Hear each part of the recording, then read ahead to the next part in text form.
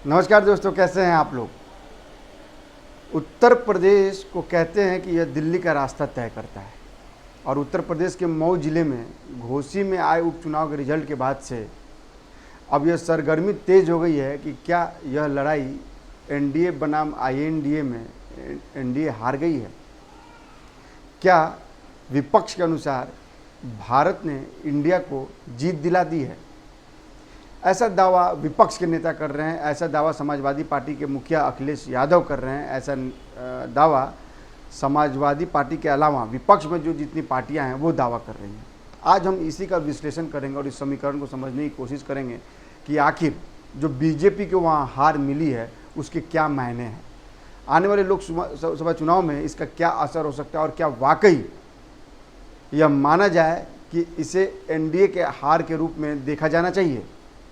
इन सारी बातों पर आज हम विश्लेषण करेंगे, आपको वहाँ बताएंगे कि वहाँ कास्ट समीकरण क्या है, क्यों बीजेपी की हार हुई है इसकी समीक्षा करेंगे और साथ ही यह भी बताएंगे कि आखिर समाजवादी पार्टी की यह वाकई जीत है या फिर बाहरी बनाम भीतरी का जो नारा दिया गया था उसका असर है, या फिर जो वहाँ के स्थानीय मुद्दे थे उसकी वजह से समाजवादी पार्टी के विधायक सुधाकर सिंह ने बड़ी जीत हासिल की है। जीत तो बड़ी है, इसमें कहीं शक नहीं है, लेकिन यह जीत कैसे हुई इसकी समीक्षा करना, इसका विश्लेषण करना बेहद ज़रूरी है। आज हम उसी का विश्लेषण करेंगे। आज हम आपको बताएंगे कि आखिर वो फैक्टर्स क्या थे जिसकी वजह से सुधाकर सिंह को करीब 40,000 ज़्यादा वोटों से जीत मिली है बनाम दारा सिंह, और क्यों दारा सिंह हारे हैं इसकी भी वजह आपको बताएंगे। क्योंकि 2022 में जब यहीं से दारा सिंह चुनाव जीते थे तो उन्हें 1,08,000 से ज़्यादा वोट मिले थे। लिहाजा यह वोट क्यों कम हुआ, कैसे कम हुआ, इसके पूरे समीकरण की हम आज विश्लेषण करेंगे, इसका डिटेल एनालाइज करेंगे।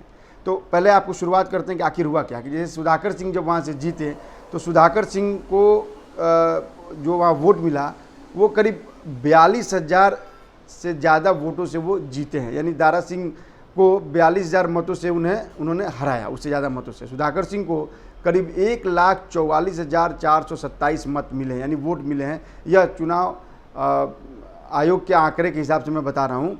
इसके बाद से दारा सिंह चौहान को 81,668 वोट मिले हैं, यानी 42,000 से ज़्यादा वोट जो हैं वो सुधाकर सिंह को मिले हैं। 33 चरणों में इसकी गिनती हुई। गिनती को लेकर कोई सवाल नहीं खड़ा कर सकता है, लेकिन एक बड़ा सवाल यहाँ यह भी है कि जो विपक्षी पार्टी हमेशा ईवीएम को लेकर सवाल खड़ा करती है, उसने इस बार ईवीएम को लेकर कोई सवाल खड़ा नहीं किया, क्योंकि उसका उम्मीदवार वहाँ से भारी मतों से जीता है। एक एक पॉइंट को नोट करते जाइएगा, यह बहुत इंपॉर्टेंट है।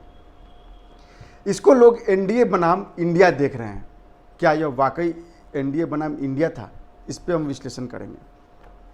लोकसभा चुनाव पर इसका असर पड़ेगा ऐसा कहा जा रहा है, लेकिन आपको क्या लगता है कि लोकसभा चुनाव पर असर पड़ेगा? आप इस पर अपनी राय और कमेंट हमारे कमेंट बॉक्स में डालिए।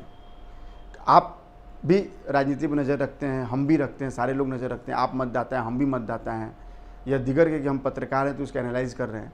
आप अपना वोट जो है वो क्या सोच के देते हैं, किसको देते हैं, कैसे देते हैं, किसको देते हैं ये तो आप नहीं बता सकते, लेकिन क्या सोच के देते हैं, कैसे कैंडिडेट को देते हैं, इस पर अपनी राय जरूर बताइए और इस एनालाइज कीजिए कि अब 42,000 का जो अंतर है, 42,000 ज़्यादा का अंतर है, आखिर वो क्यों हुआ। आप अपनी सोच भी दीजिएगा, हम अगले वीडियो में उसको समाहित करने की कोशिश करेंगे।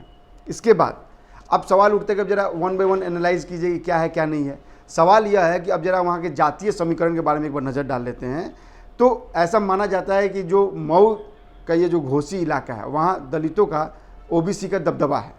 60,000 करीब वहाँ राजभर हैं, 40,000 यादव हैं, 50,000 ज़्यादा चौहान हैं जिन्हें नोनिया कहा जाता है, 60,000 दलित मतदाता हैं, 90,000 मुस्लिम वोटर्स हैं, 20,000 निषाद हैं, करीब 20,000 भूमिहार हैं, 15,000 राजपूत हैं और 11,000 ब्राह्मण हैं और करीब 10,000 अलग जातियाँ हैं।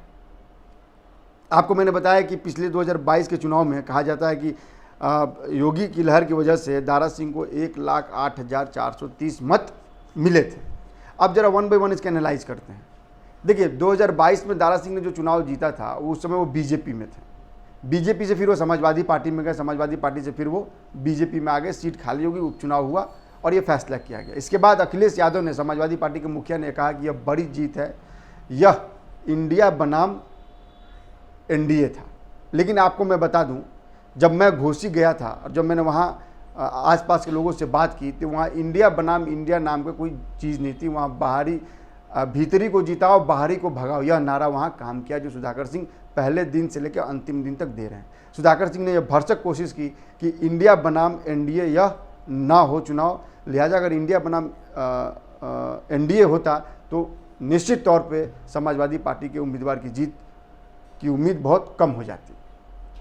अब दूसरी बात आई है, अब जब क्या है कि अखिलेश यादव ने पीडीए यानी पिछड़ा, दलित और अल्पसंख्यक यह फॉर्मूला वहाँ लागू किया। इन्होंने सवर्ण कैंडिडेट को, दलित बहुल एरिया, ओबीसी बहुल एरिया होने के बावजूद इन्होंने सवर्ण वर्ग को के उम्मीदवार को वहाँ सुधाकर सिंह को वहाँ टिकट दिया। सुधाकर सिंह की अपनी वहाँ पकड़ है, अपनी वहाँ लॉबी है, जिसका फ़ायदा उनको मिला।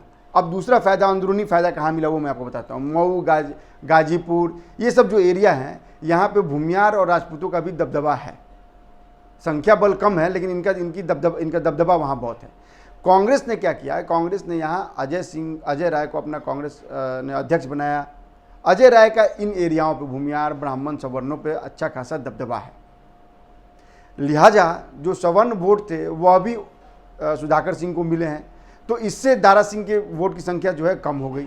90,000 से ज़्यादा मुस्लिम वोटर्स हैं। मुस्लिम जो हैं वो नेचुरली बीजेपी को उतना लाइक नहीं करते हैं, लेकिन आपको मैं बता दूं त्रिपुरा में मुस्लिम कैंडिडेट भी जीता है और मुस्लिमों ने खुलकर वोट किया, वहाँ बीजेपी की भारी जीत हुई है उपचुनाव में।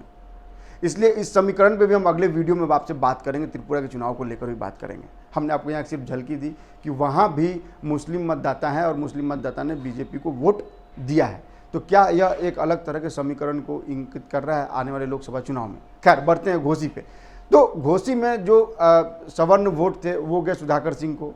यादव के वोट आपको मैंने बताया, करीब वहाँ यादव के वोटों की संख्या जो है वो करीब वहाँ पर 50,000 से 40,000 से ज़्यादा वोट है वहाँ यादव की। सो लिहाजा वो वोट जो समाजवादी पार्टी की तरफ गया। 60,000 राजभर हैं, जो वोट ओम प्रकाश राजभर की वजह से जो सुहेल पार्टी थी उनमें भी सेंध लग गया है।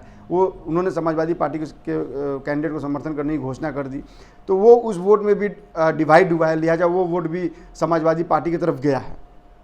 इसके बाद जो 20,000 निषाद के वोट्स हैं उनमें भी बदलाव आया है, उन्होंने भी समाजवादी पार्टी को वोट किया है। अब जरा इस जीत के बाद से प्रतिक्रिया सुनिए। हाँ, एक और बात आपको जो इम्पोर्टेंट वो बता दूं कि मायावती ने इस चुनाव में अपना उम्मीदवार खड़ा करने से मना कर दिया था। यानी दलित वोट पर सिर्फ दो पार्टियों का जो था वो था कि दो पार्टियां मिलकर दलित वोटर्स को अपने ओर लुभा रही थी, वो थी बीजेपी और समाजवादी पार्टी। इसमें समाजवादी पार्टी ने बाजी मार ली है।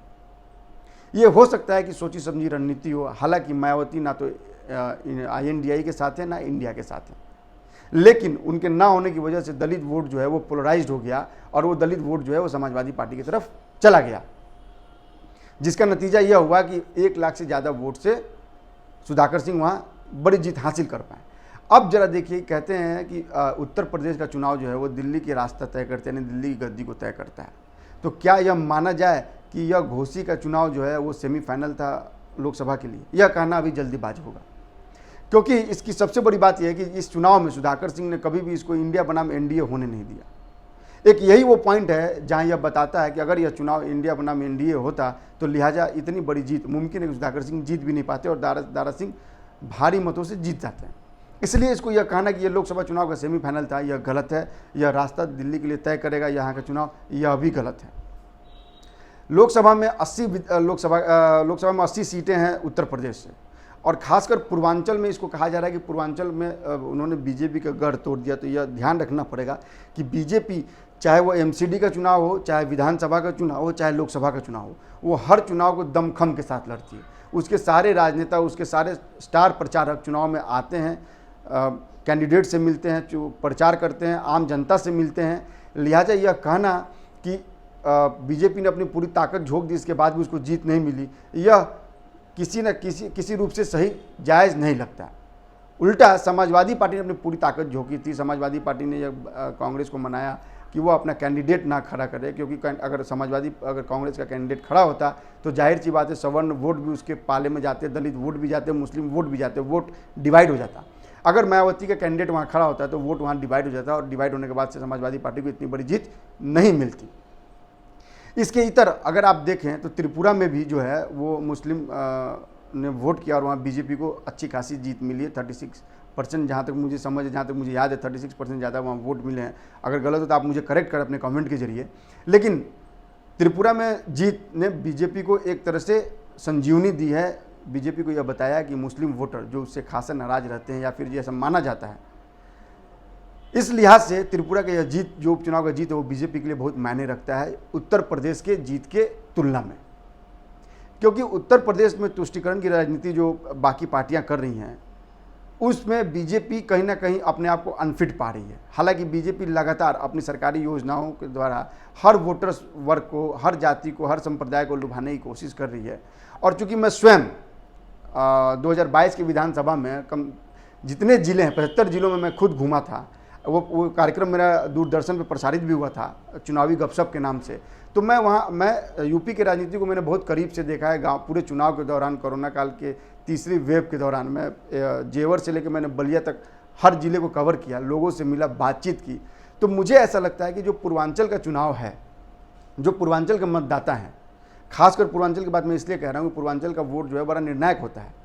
पूर्वांचल का वोट जो है वो बहुत हद तक डिपेंड करता है कि मौजूदा स्थिति में देश में क्या चल रहा है। क्योंकि वहाँ के लोग बहस करते हैं, चर्चा करते हैं, सही गलत को समझते हैं। जातिवाद तो है वहाँ, जातीय समीकरण तो है, लेकिन मुद्दा भी बहुत बड़ा मायने रखता है। मैं जब 2022 के चुनाव में विधानसभा में घूम रहा था तो वहाँ लोग यह मान रहे थे कि जो सरकारी योजनाएं हैं, मोदी सरकार और योगी सरकार की वजह से जो सरकारी योजना है, उसका सीधा फायदा आम जनता के घर तक पहुँच रहा है। यह बहुत बड़ी बात थी जो लोगों के मन में बैठा हुआ था। लोग ये समझ रहे थे कि अगर यह सरकार चली जाएगी तो जो योजनाएं हैं, जो उनको फ़ायदा मिल रहा है, वो कैसे मिलेगा। दूसरा जो सबसे बड़ा मुद्दा यह था कि क्या जितनी गुंडागर्दी उत्तर प्रदेश में ख़त्म हुई थी उस समय, और अभी भी गुंडागर्दी नहीं है, क्या वो फिर से गुंडागर्दी वापस आ जाएगी। क्योंकि जैसे ही यह हवा फैली कि समाजवादी पार्टी जीत सकती है, उत्तर प्रदेश में गुंडागर्दी बेलगाम हो गई थी। तो इसका भी असर लोगों के ऊपर पड़ा। मैं खुद कई जगह गया, कई महिलाओं ने मेरे कैमरे और को देखकर वो बाहर आईं और उन्होंने खुद कहा कि भैया आइए हम आपसे बात करना चाहते हैं। और उन्होंने मुझे बताया कि भैया 5 बजे शाम के बाद से, आज से 7 साल पहले हम लोग घर से बाहर नहीं निकलते थे और आज 8 बजे रात में हम स्कूटी लेकर सामान लेके आते हैं। यह एक बड़ा बदलाव था जो उत्तर प्रदेश में देखने को मिला मुझे चुनाव कवर के दौरान। लिहाजा आप उस कार्यक्रम को मेरे दूरदर्शन पे देख सकते हैं। वो डीडी किसान, डीडी न्यूज़ और बाकी जगह प्रसारित हुआ था। लगातार कम से कम 50 से ज़्यादा एपिसोड्स हम लोगों ने बनाया था। 75 जिला घूमा था मैं पश्चिमी उत्तर प्रदेश से लेकर पूर्वी उत्तर प्रदेश सारे जगह में गया था। एवं पश्चिमी उत्तर प्रदेश के लोग अभी मिजाज जो यही था कि भाई योगी और मोदी की सरकार ने एक परिवर्तन ला दिया है। खैर, ये तो पिछले विधानसभा चुनाव के आधार पर मैं आपको बता रहा था। लेकिन इतना तय मानिए कि अगर अभी से यह आकलन करना कि यह लोकसभा चुनाव के लिए सेमीफाइनल है, यह गलत है। क्योंकि अभी चीज़ें बहुत बाकी हैं। अभी 5 राज्यों में विधानसभा चुनाव होने हैं, लोकसभा के चुनाव होने हैं। अभी बहुत सारे सिनारियो सीन चेंज होंगे। यह भी कई खबरें आ रही हैं कि इंडिया में बिखराव हो रहा है। नीतीश कुमार और ममता बनर्जी का मन बदल रहा है। दोनों ने अभी राष्ट्रपति के द्वारा दिए गए निमंत्रण पत्र को स्वीकार कर लिया है। वो डिनर पार्टी में शामिल होने के लिए जा रहे हैं। तो लिहाजा अभी बड़ा बिखराव है। अखिलेश यादव खुल के नहीं आ रहे हैं। अखिलेश यादव भी ये बार बार कह रहे हैं कि उत्तर प्रदेश ही जो है वो अगला प्रधानमंत्री के दावेदार, यहीं से रास्ता खुलेगा। यानी वो बार बार इंगित कर रहे हैं कि हमारी पार्टी भी प्रमुख होगी, अगर हम जिसको चाहेंगे उसी को प्रधानमंत्री कैंडिडेट बनाएंगे अगर INDIA जीतती है 2024 के लोकसभा चुनाव में। तो यह देखना बहुत ज़रूरी है कि क्या वाकई इनका आकलन, इनकी समीक्षा, क्या वाकई 2024 में लोकसभा चुनाव के लिए एक रामबाण साबित होगा। यह देखने वाली बात होगी। मैं बार बार कह रहा हूँ कि जातीय समीकरण के आधार पर वोट तो पड़ते ही पड़ते हैं, लेकिन जो विकास का मुद्दा है, जिस तरह से योजनाएं लोगों के घर में पहुंच रही हैं, वह भी एक तुरुप का पत्ता है बीजेपी के लिए। और जिस तरह से बीजेपी ने छोटे छोटे पार्टियों को एकजुट करके एक अपना बड़ा कुनबा खड़ा किया है, उसका भी असर पड़ेगा। क्योंकि मैं बार बार कह रहा हूँ, मैं बार बार लगातार कह रहा हूँ कि जातीय समीकरण का भी असर वोट बैंक पर पड़ता है। घोसी भी इसका एक उदाहरण है। लिहाजा बीजेपी भी सतर्क है। वो जान रही है कि जातीय समीकरण के आधार को भी मजबूत करना पड़ेगा, तभी 2024 की जो नैया है, और जो 2024 में बीजेपी ये सोच रही है कि वो बम्पर जीत की तरफ जाए, 80 में से कम 75 से ज़्यादा सीटें लेकर आए, तो इसके लिए उसे जातीय समीकरण को भी साधना बहुत ज़रूरी है। बीजेपी इस पर काम भी कर रही है। लगातार वो लोगों से जनसंपर्क उनका चल रहा है।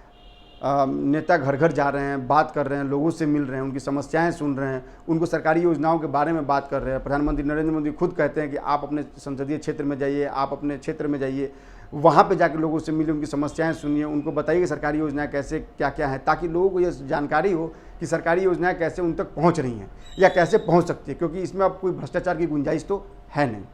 आप हमारे वीडियो को लाइक कीजिए, सब्सक्राइब कीजिए और शेयर कीजिए और कमेंट भी जरूर कीजिए, क्योंकि आपका वीडियो वीडियो पे कमेंट बेहद इंपॉर्टेंट, और इस कमेंट के जरिए हमें यह मालूम पड़ता है कि आप किन तरह की खबरों को समझना देखना चाहते हैं। नमस्कार।